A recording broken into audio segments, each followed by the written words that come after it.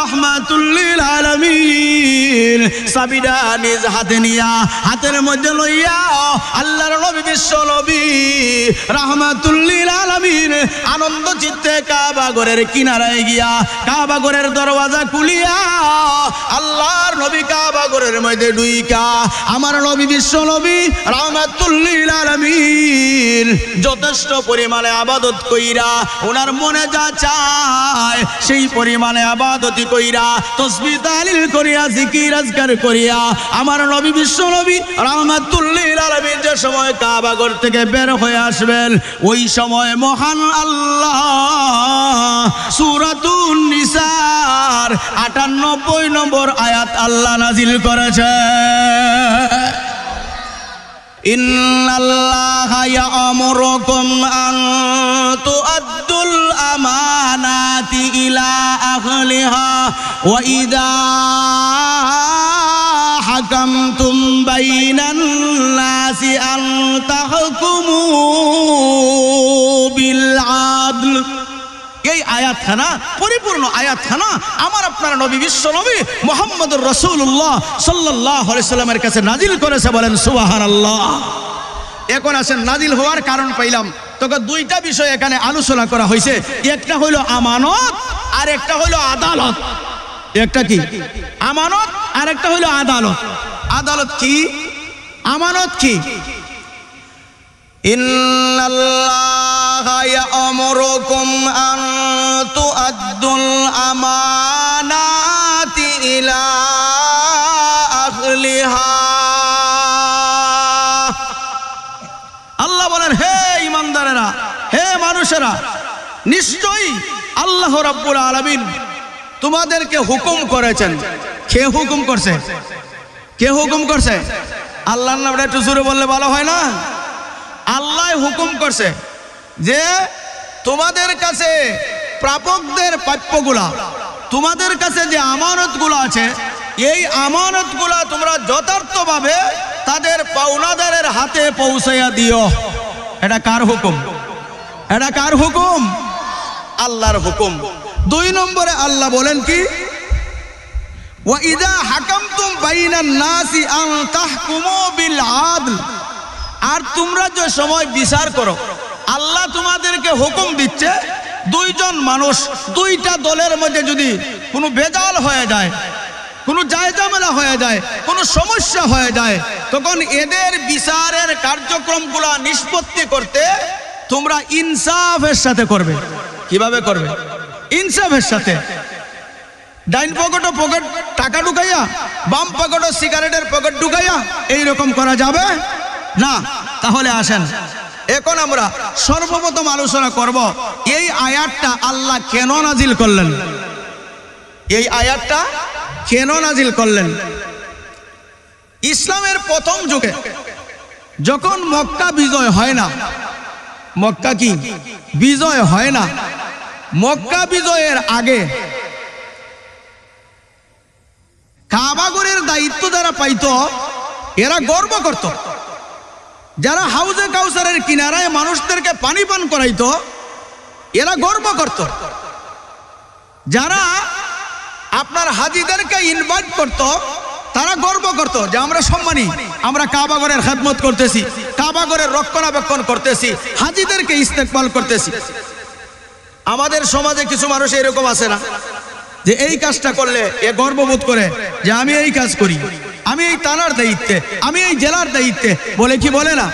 আমি বংশগত পাঠান, আমি বংশগত জমিদার, আমি বংশগত তালুকদার। একটা গর্ব করে কি করে না? ঠিক তেমনি ভাবে কাফির বেঈমানেরাও তারা গর্ব করত যে আমরা সম্মানী। তখনকার যুগে মক্কা বিজয়ের আগ মুহূর্তে আমার আপনার নবী বিশ্ব নবী মুহাম্মদুর রাসূলুল্লাহ সাল্লাল্লাহু আলাইহি ওয়াসাল্লামের অন্তরের মধ্যে প্রেরণা জাগলো যে আমি আল্লাহর ঘর বাইতুল্লাহ শরীফে ঢুকতে চাই। কোথায় ঢুকতে চাই? বাইতুল্লাহ শরীফে ঢুকতে চাই। আমাদের অনেকের মাঝে মধ্যে মনে চায় না যে আমরা মসজিদে গিয়ে ঢুকবো, 2 রাকাত নামাজ পড়বো। রমজান মাস আসলে দেখবেন মুসল্লির অভাব নাই। ফজরের আজানের আগেই মুসল্লিরা এসে যায়। এই সময় মানুষের অন্তরের মধ্যে একটা প্রেরণা জাগে। জাগে কি যাবে না? ইবাদতের প্রেরণা জাগে না? জাগে। তখন নবীজি মুহাম্মদুর রাসূলুল্লাহ সাল্লাল্লাহু আলাইহি সাল্লামের অন্তরের মধ্যে একটা আগ্রহ জন্মিল যে আমার মনে চায় আমি কাবা ঘরে গিয়া কাবা ঘরে ঢুকবো আর কিছু ইবাদতি করব। তখনকার যুগে উসমান ইবনে তালহা তিনি মুসলমান হন নাই। উনার হাতে ছিল কাবা ঘরের চাবি। উনার হাতে কি ছিল? কাবা ঘরের চাবি ছিল। তখন নবীজি মুহাম্মদুর রাসূলুল্লাহ সাল্লাল্লাহু আলাইহি ওয়াসাল্লাম সাহাবায়ে কেরামদেরকে নিয়ে রওনা হইলেন। একজন সাহাবীকে পাঠাইলেন, যাও উসমান ইবনে তালহাকে গিয়ে বলো চাবিটা দেওয়ার জন্য। বিশ্ব নবী মুহাম্মদুর রাসূলুল্লাহ কাবা ঘরের মধ্যে ঢুকবেন, ঢুইকা কিছু ইবাদত করবেন। উসমান ইবনে তালহাকে যে সময় বলা হইল চাবি দাও, উসমান ইবনে তালহা বলল চাবি দেওয়া যাবে যাবে না। এখন বলেন তো দেখি, চাবি যদি দেওয়া যায় না, তাহলে এই কথাটা শোনার পরে নবীর মনে কষ্ট জাগবে কি জাগবে না? নবীর মনে কষ্ট জাগবে না? বারবার রিকোয়েস্ট করার পরে যে চাবিটা দেও, আমরা তো এরা দখল করার জন্য আসি নাই, আমরা আসছি কাবা ঘরের মধ্যে ঢুকবো, ঢুইকা কিছু ইবাদত করব। তখন উসমান ইবনে তালহা চাবিটা দিল না। তখন নবীজি মুহাম্মদুর রাসূলুল্লাহ সাল্লাল্লাহু আলাইহি সাল্লাম বললেন, ও উসমান ইবনে তালহা, আজকে তুমি চাবির মালিক হয়েছ। এমনই একটা দিন আসবে, জানিয়ে রাখবেন, এমনও একটা দিন আসবে, সেই দিন চাবিটা মহান আল্লাহ আমার হাতে পৌঁছাইয়া দিবে। বলেন সুবহানাল্লাহ। এই কথা শোনার পরে কাফিররাও কোনি বিশ্বাস করত যে আখিরি জামানার নবী যে সত্যবাদী, কিন্তু তাদের নেতৃত্বের শেয়ার চলে যাবে বিদায় তারা কালিমা গ্রহণ করে না। নবীজি যখন ইসলামের দাওয়াত দেন না, তখনও কাফির বেঈমানেরা নবীরে আল আমিন বলে বিশ্বাস করতো না, যে মুহাম্মদের কাছে যে কোনো কিছু রাখলে লয় হবে না, ক্ষয় হবে না, ঘাটতি হবে না, নিষ্পেষিত হবে না, তারা মানত। যেদিন থেকে নবীজি মুহাম্মদুর রাসূলুল্লাহ সাল্লাল্লাহু আলাইহি সাল্লাম বললেন লা ইলাহা ইল্লাল্লাহ, ইয়া আইয়ুহান নাস কুলু লা ইলাহা ইল্লাল্লাহ তুফলিহুন, হে লোক সকল তোমরা বলো লা ইলাহা ইল্লাল্লাহ, সফল কাম হয়ে যাইবা। সেদিন থেকেই তারা সবাই নবীর বিরুদ্ধাচরণ শুরু করে দিল। কথা ঠিক না বেটি? যাই হোক, এখন আসেন নবীজি মুহাম্মদুর রাসূলুল্লাহ সাল্লাল্লাহু আলাইহি সাল্লাম যখন এই কথাটা বলছেন,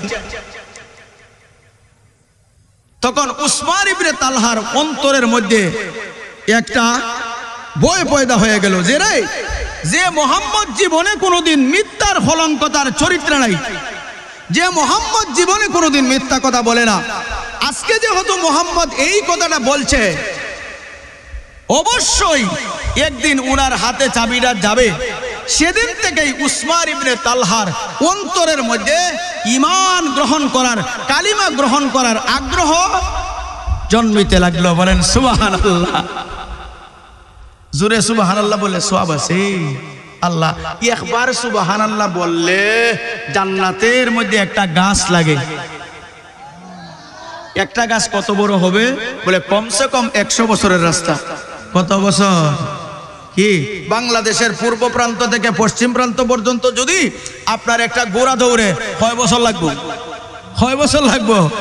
হ্যাঁ, ছোট্ট মোট্ট একটা দেশ বাংলাদেশ। যাই হোক, মুরব্বী বাবারা, যুবক ভাইরা আসেন। তখন উসমান ইবনে তালহা চাবি দিলেন না, তবে মনে মনে আগ্রহ জন্মিল যে আমি কালিমা গ্রহণ করব। আগ্রহ বাড়তেছে, দিন দিন আগ্রহ বাড়তেছে। সংক্ষিপ্ত আকারে বলতেছি, সময় একদম কম। তখন কিছুদিন যাওয়ার পরে নবীজি মুহাম্মদুর রাসূলুল্লাহ সাল্লাল্লাহু আলাইহি ওয়াসাল্লাম তো মনের মধ্যে বেতানিয়া ফিরে আসলেন।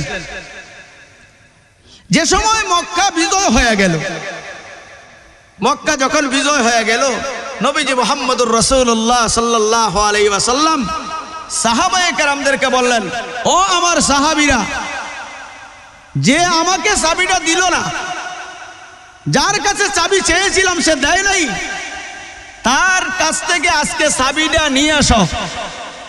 আদেশ করলেন কে? নবীজি মুহাম্মদুর রাসূলুল্লাহ সাল্লাল্লাহু আলাইহি সাল্লাম। তখন সাহাবায়ে কেরাম তাকে খোঁজা শুরু করলেন। খুঁজতে খুঁজতে চতুর্দিকে খোঁজা শেষ হয়ে গেল, পান নেই।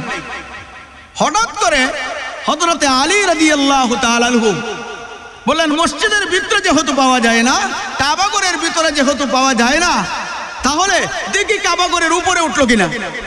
মক্কা বিজয় যখন হয়ে গেছে তখন তো আর নেতাগিরি রয়েছে নি। কি মনে করেন নেতাগিরি তাকে? যে সময় চেয়ার নিচ থেকে চলে যায় নেতাগিরি তাকে। 5 আগস্টের কথা স্মরণ আছে তো? হ্যাঁ, এখন দেখবেন লিডাররা মুখ দেখে হাঁটে না, একটু লুকায়ে লুকায়ে হাঁটে। একটু আওয়াজ বাড়িয়ে বলেন কথা ঠিক না বেটি, একটু আওয়াজ বাড়িয়ে বলেন ঠিক না বেটি। আল্লাহ ধরে না ধরলে, একটু আওয়াজ বাড়িয়ে বলেন আল্লাহ ধরে না ধরলে ছাড়ে না। আল্লাহ ছাড় দেয় কিন্তু ছেড়ে দেয় না, ছেড়ে দেয় না। নেতার নেতৃত্ব যখন চলে যায় তখন নেতা চিন্তা করে রাত্রিবেলায় যদি একটা পাখিও নড়া দেয়, একটা উন্দর বিড়াল চিতাও যদি নড়া দেয়, তখন মনে হয় শত্রুরা আমার পিছন থেকে আক্রমণ করতেছে। চিৎকার দিয়ে বলেন ঠিক কিনা। নেতার তখন আর গুঞ্জা ঠিক থাকে না, নেতি উতি ছিঁড়ে যায় বয়ে বয়ে। এখন তো নেতাই চিন্তা করে, হাই রে, এতদিন তো আমি কাবাগরের চাবির মালিক ছিলাম, আজকে তো চাবিটা আমার কাছে থাকবে না। আমার প্রাণের ভাইরা তখন একবারে ছাদের উপরে উইটা লুকায় রয়েছে। হযরত আলী রাদিয়াল্লাহু তাআলা আনহু আপনার ছাদের উপরে উঠলেন। উপরে উইটা দেখেন এক জায়গার মধ্যে লুকায় রয়েছে, আর খালি কাফে কাফে কাফে। বয়ে খাবে না আরামে খাবে, বয়ে খাবে না আনন্দে খাবে। হ্যাঁ, আনন্দে খাবে, আনন্দে খাবে। বয়ে হয় রে, এখন তো আর ভাই মাই চেয়ার ফিট করতো না, খোলা বাতাত ঘুমাইও জান বাঁচত না। কথা ঠিক না বেটি? হ্যাঁ, খোলা বাতাত ঘুমাইলে বাঁচন যাইব? হ্যাঁ, যে বেটা হাজার হাজার মানুষে ফাঁসির কাছে ঝুলাইছে, এই বেটা গিয়া খোলা বাতাত তো ঘুমায় জংলা, তারপরেও বাঁচে না। বাঁচতে পারছে দৈরাইছে বলে নেতৃত্ব সবসময় তাকায় না। এখন তখন হযরত আলী রাদিয়াল্লাহু তাআলা কাছে গেছেন, যাওয়ার পরে বলছেন চাবিটা দাও, চাবি দাও। এখন তো চাবি দেয় না, চাবি কি দেয় না। হযরত আলী রাদিয়াল্লাহু তাআলা বললেন চাবি দেন, চাবি দেয় না। তখন আলী রাদিয়াল্লাহু হালকা হাতের মধ্যে দইরা একটু চাপ দিলেন। চাপ দেওয়ার সাথে সাথেই দেখা যায় হাত থেকে হাতটা ফসকে গেছে, চাবিটা নিয়ে আসছেন। চাবিটা তখন আমার আপনার নবী বিশ্ব নবী মুহাম্মদুর রাসূলুল্লাহ সাল্লাল্লাহু আলাইহি ওয়াসাল্লামের কাছে নিয়ে আসছেন। তখন নবীজি মুহাম্মদুর রাসূলুল্লাহ সাল্লাল্লাহু আলাইহি ওয়াসাল্লাম এই চাবিটা হাতের মধ্যে লইয়া আল্লাহর শুকরিয়া আদায় করলেন। আমার প্রাণের ভাইরা শুকরিয়া আদায় করলেন, এমনকি নিজ হাতে কাবাগরটা করলেন। কাবাগরটা খুইলা নবীজি মুহাম্মদুর রাসূলুল্লাহ সাল্লাল্লাহু আলাইহি সাল্লাম নিজের ইচ্ছা মতো ইবাদত করলেন। জোরে বলেন সুবহানাল্লাহ। মুসলমান ভাইয়েরা রে আমার আপনার নবী বিশ্ব নবী রাহমাতুল লিল আলামিন চাবিটা হাতের মধ্যে লইয়া আল্লাহর শুকরিয়া আদায় করলেন। আলহামদুলিল্লাহ।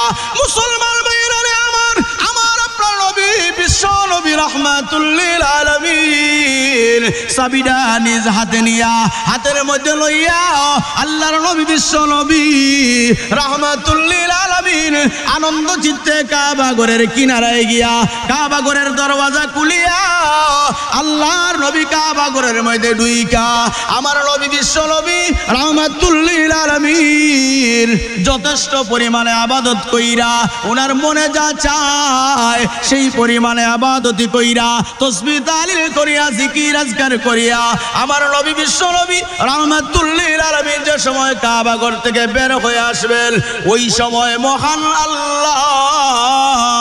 আল্লাহ সূরাতুন নিসার ৯৮ নম্বর আয়াত আল্লাহ নাজিল করেছে।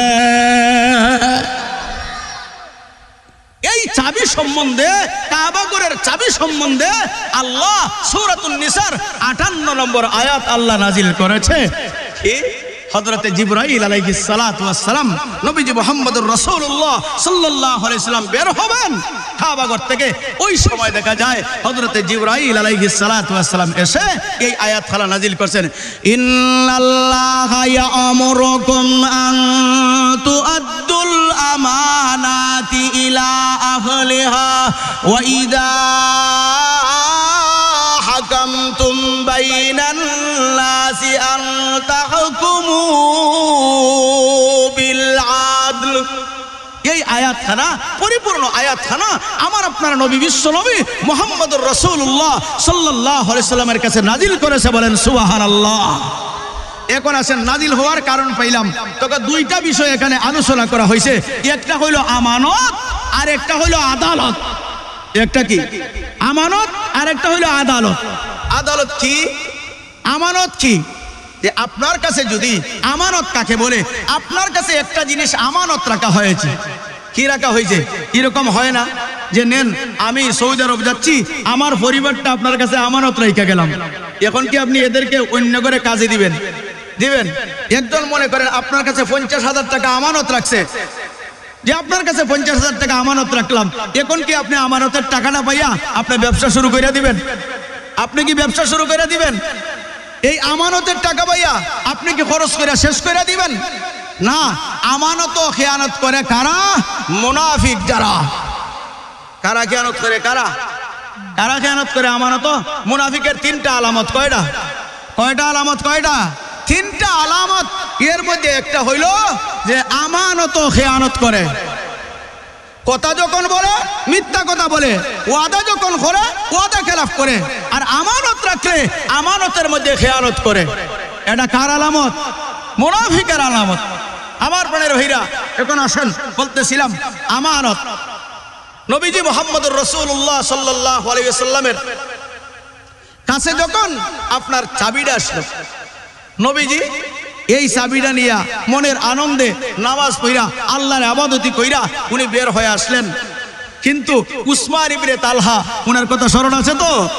উনি হেকারে বইসা রয়েছে। এখন দেখা যায় আগে তো খাপছে, এখন খান্দা শুরু করে দিচ্ছে। কি করে? কানবে না? হায় রে হায়, আমার নেতৃত্ব চলে গেল, নেতৃত্ব চলে গেল। হ্যাঁ, নাকি সেখানে বইসা বলতেছে বলে বাংলাদেশের কাছাকাছি আছি, ফুট করে চলে আসবো।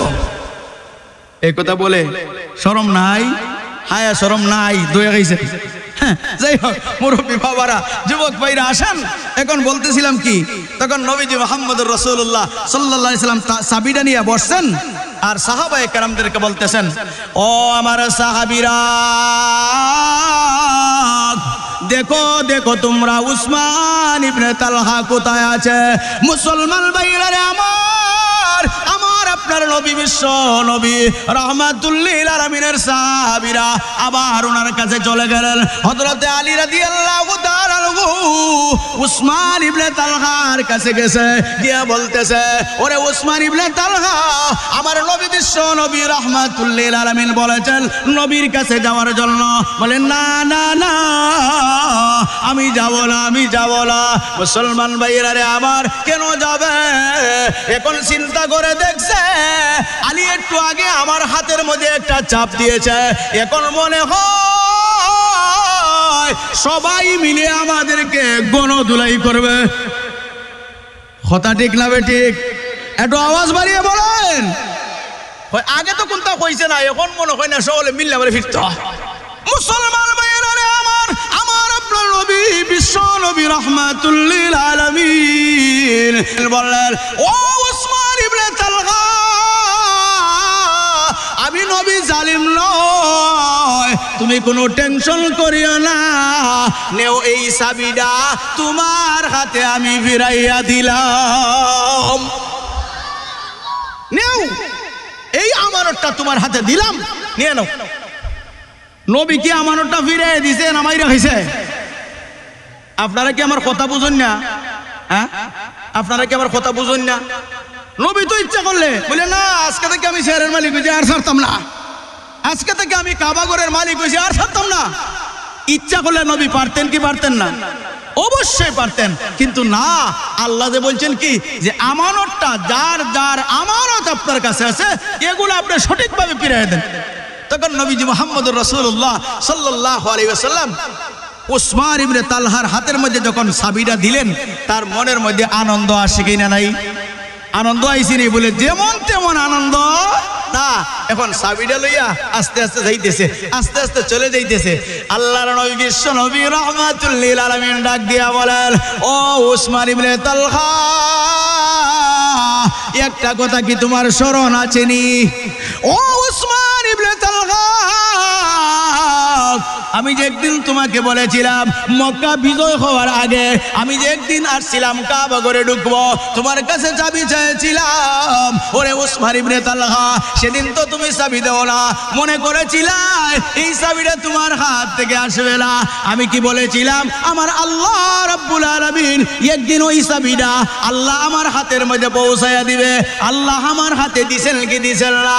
ওরে উসমান, আমি নবী জালিম নয়, ইচ্ছা করলে তোমারে চাবি দিতাম অথবা নাও দিতে পারতাম, কিন্তু জানিয়ে রাখো রে উসমান, তবে জানিয়ে রাখো ওই চাবির মালিক যে তোমারে বানাইলাম, ওই চাবিটা যে তোমারে দিলাম, কিয়ামত পর্যন্ত ওই চাবিটা তোমার বংশধরদের হাতে থাকবে। নেও, কিয়ামতের আগ পর্যন্ত এই চাবি তোমাদের হাতেই থাকবে। জোরে বলেন সুবহানাল্লাহ। তোমার বংশধরদের হাতে কি এই চাবিটা থাকবো। কিন্তু অনেক জালিমরা জুলুম করব, অনেক জালিমরা নির্যাতন করব, কিন্তু কেউ নিতে পারত না। আসেন এখন সুষ্ঠু বিচার।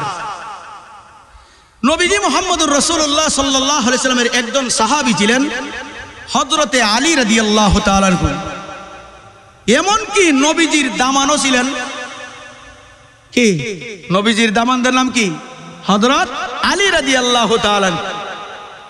নবীজির সাহাবী ছিলেন আবু বকর, নবীজির সাহাবী ছিলেন উমর, নবীজির সাহাবী ছিলেন আলী, নবীজির সাহাবী ছিলেন উসমান। এইরকম ভাবে ধারাবাহিক ভাবে এদের সম্মান একের পর এক এইরকম ভাবে চলছে। আমার ভাইরা, এখন হযরত আলী রাদিয়াল্লাহু তাআলার যুগে, আলী রাদিয়াল্লাহু তাআলার খেলাফতের যুগে একজন কাজী নিযুক্ত করেছিলেন, যিনার নাম ছিল কাজী সুলাইহ রহমতুল্লাহ আলাইহি। নাম কি ছিল? কাজী সুলাইহ ওনার নাম ছিল। এই সময় খেলাফতের আসনে বসছেন হযরত আলী রাদিয়াল্লাহু তাআলা। ওই সময়ের বিচারক ছিলেন কাজী সুলাইহ। উনি সাধারণ মানুষ নয়, উনি বিচার করতেন। এখন বাংলাদেশের সরকারে খোলাফাতাত গুমাওরারে বানাইছিল বিচারক। এখন যদি দেখা যায় প্রধানমন্ত্রীর বিরুদ্ধে মামলা হয়, তখন এই বিচারকে কি প্রধানমন্ত্রীর কথা উল্টাইতে পারবো? কি পারবো? পারবো? বলে না না না, এটা আমরা মানি না, প্রধানমন্ত্রীর এই সাজা হতে পারে না, কারণ প্রধানমন্ত্রী আমারে বানাইছে বিচারর। একটা কথা আছে না, হার হব দেখাও গোবান্দি ঠাকুর ছিনলা। কথা ঠিক না ঠিক? খে বানাইছে, খে বানাইছে, সরকারে বানাইছে। এখন সরকারের বিপক্ষে কথা বলা তার সম্ভব? সম্ভব। কিন্তু ইসলামী আদালতে বাবার বিরুদ্ধে আইন চলে। কথা বলেন ঠিক না ঠিক? আরো জোরে বলেন ঠিক না ঠিক? এখন হযরত আলী রাদিয়াল্লাহু তাআলা আনহু ছিলেন নেতা, কিন্তু উনার খেলাফত আমলে ছিলেন হযরতে সুলাইহ বিচারক। হযরত আলী রাদিয়াল্লাহু তাআলা একবার যুদ্ধের ময়দানে গিয়েছিলেন। ঘটনাক্রমে ওনার তরবারিটা হারিয়ে গেছে অথবা চিন্তাই হয়ে গেছে। হয় না এরকম? হয় না? হয় না? হয় না? হ্যাঁ হয়। কিন্তু একদিন আলী রাদিয়াল্লাহু তাআলা আনহু বাজারে গেছেন, গিয়া দেখেন যে একজন ইহুদির হাতের মধ্যে ওনার তরবারিটা। দেখলে চিনা যায় না? চিনা যায় না? এই যে হুজুরের এত গোল্লাটা আছে, হ্যাঁ, এই যে মনপুরের হুজুরের গোল্লা আছে, এটা যদি হারায়, এটা কোনি আবার অন্য জাতের গোল্লা। এখন কিছুদিন পরে যদি জয়নগর বাজারও দেখিলেন আপনার এই মুরব্বী সাহেবের এত দেখেও তো হইবারে এটা তো আমার গোল্লা। কথা ঠিক না বেটি? কথা ঠিক না বেটি? নিজের জিনিস চিনা যায় না। তখন আলী রাদিয়াল্লাহু তাআলা আনহু তরবারিটা এটা দেখছেন, দেখা তো উনি বলতেছেন এটা আমার। এই হুদি, এটা তো আমার, এটা তুমি কই ফাইলা? না না না, এটা আপনারা কইতে তো এটা আমার। এটা কার? আমার। এখন আপনিও যদি বলেন হুজুর গোল্লা এটা আমার, হুজুরও বলেন এটা আমার, তাহলে এখানে বিচারের দরকার আসেনি না নাই? একটু আওয়াজ বাড়িয়ে বলেন আসেনি না নাই? এখন বিচার হইতে হইলে তো সাক্ষীর দরকার। সাক্ষী লাগে কি লাগে না? হ্যাঁ, এখন তো টেকা দিয়ে সাক্ষী বানানি যায়। হ্যাঁ, বানানি যায় না? যায় না? রাত্রিবেলা গিয়ে ওই বেটা কালকে হামলাত যাইস না, তোর 2000 টাকা দিলাইমু, তুই হইলিবে বলে অমুক কান হইতে হইছে, অমুক কান হইতে হইছে, অমুক কান থেকে হইতে হইছে, অমুক অমুকের মাথা আগে বাড়ি দিছে। এটা হইল কথা ঠিক না বেটি? হয় না? হয় না? হয় না? কিন্তু রসুলের জমানায় তো এরকম বাটফারি চলতো না। চলবো নি? চলতো না। এখন বিচার কার আদালতে বিচার গেছে? কাজী সুরাইহ রাহমাতুল্লাহি আলাইহির আদালতে বিচার গেছে। আলীও যা বিচার প্রার্থী, হ্যাঁ আলীও বিচার প্রার্থী, কাজী এই যে আপনার ইহুদিও বিচার প্রার্থী, দুজন কি বিচার প্রার্থী। এখন বিচার ও সাক্ষীর দরকার আসেনি না নাই? আসেনি না নাই? এখন মামলা দেখে তো আল্লাহ, এটা তো দেখা যায়। হ্যাঁ, বাদশার বিপক্ষে মামলা কিতা মনে করেন? হ্যাঁ, আমরা ওই তো বললাম আল্লাহ আচ্ছা দেখি একটু 2 দিন পরে আইও, একটু পরে এই অমুক মামলাটা লিখিস না। কথা ঠিক না ঠিক? কথা ঠিক না ঠিক? এমন হয় কি হয় না? এই বাংলাদেশে যে সময় একজন বিরোধী দলীয় লোক মামলা লেখানোর জন্য গেছে, তখন বলছে এই টেবিলে হবে না, সেই টেবিলে যান, মামলা লেখা যাবে না, উপরের ওঠার চিৎকার দিয়ে বলেন ঠিক কিনা? এদের ওয়াটার এখন কোথায় গেল? বাংলার মাটিতে এদের জায়গা একদিন থাকবে না, চিৎকার দিয়ে বলেন ঠিক কিনা? কোথায় গেল উপরের ওয়াটার? কোথায় গেল উপরের ওয়াটার? হ্যাঁ, সেখানে উপরের ওয়াটার বলার জায়গা না। উপরের ওয়াটার বইলা বইলা শেষ করে দিছে, সব ধ্বংস করে দিছে। মুসলমান ভাইরা আসেন, এখন বলতেছিলাম কি, তখন দুজনের বিচার বলে সাক্ষী দাও। ইহুদি তো বেঈমানের দল, আমার সাক্ষী তো অমুক অমুক অমুক অমুকে দেখছে আমার সাক্ষী। তখন হযরত আলী রাদিয়াল্লাহু তাআলা বললেন যে আপনার সাক্ষী কে? বলে আমার গোলাম কাম্বর। কে কাম্বর? এ দেখছে না না না। আর আমার ছেলে হাসান। কে? বাপের পক্ষে ছেলের সাক্ষী গ্রহণযোগ্য নেই, গ্রহণযোগ্য নেই। বাপের বিরুদ্ধে কেউ কথা কইব? বলে না না না, আপনার সাক্ষীগুলা তো গ্রহণযোগ্য নয়। কি না? আপনার সাক্ষীরা গ্রহণযোগ্য না। আপনার ছেলে তো আপনার বিপক্ষে জীবনেও হইতো না, আর আপনার গোলামে কি আপনার বিপক্ষে হইব? আপনার ঘরে যদি এক বেটা সারা জীবন তাকে কাম করে 10 বছর 12 বছর হয়ে গেছে, কি বেটা কি আপনার বিপক্ষে হইব? হইব? হইব না রে। যে বেটার কারণে আমার ঘর আছিল ভাঙ্গা, গোট্টারে টিনের ঘর বানাইলাম, এমন কি দেখা যায় আমার পরিবারের ফ্যামিলিটাও একবারে মোটামুটি চলনসহিত হয়ে গেছে, যার কারণে যার নুন খাইছি তার গুণ গাওয়ান লাগবো। কথা ঠিক না বেটি? যে নুন খাইয়া গুণ গাইতো না, এর মতো নিমক আর আমার এই দুনিয়াত নাই। কথা বলেন ঠিক না বেটি? মুসলমান ভাইয়েরা রে আমার, দুজনের সাক্ষী যখন পাইলেন, ওই সময় কাজী সুরাইহ রাহমাতুল্লাহি আলাইহি বললেন, আপনার পক্ষে রায় দেওয়া আমার পক্ষে সম্ভব হচ্ছে না। কেন জানেননি? ইহুদি সাক্ষী দিয়েছে, ইহুদির সাক্ষীগুলা রাইট। আপনার যে সাক্ষী দিয়েছেন এইগুলা ইসলামী আদালতের মধ্যে গ্রান্ডেড নয়, এইগুলা ইসলামী আদালতের মধ্যে গ্রহণযোগ্য নয়। ও আলী, এই তলোয়ারটা আপনি যে দাবি করেছেন, আপনার দাবিটা আমি খণ্ডন করে দিয়া ইহুদিকে মালিক বানায়া দিলাম। আরো জোরে বলেন সুবহানাল্লাহ।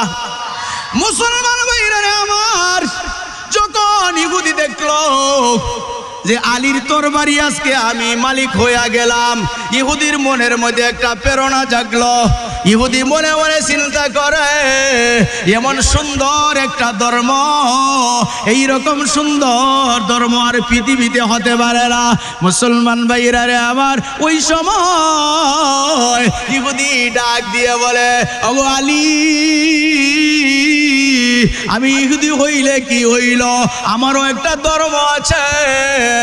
ওই তলোয়ারটা তো অবশ্যই আপনার, আপনি তলোয়ারটা নিয়ে নেন।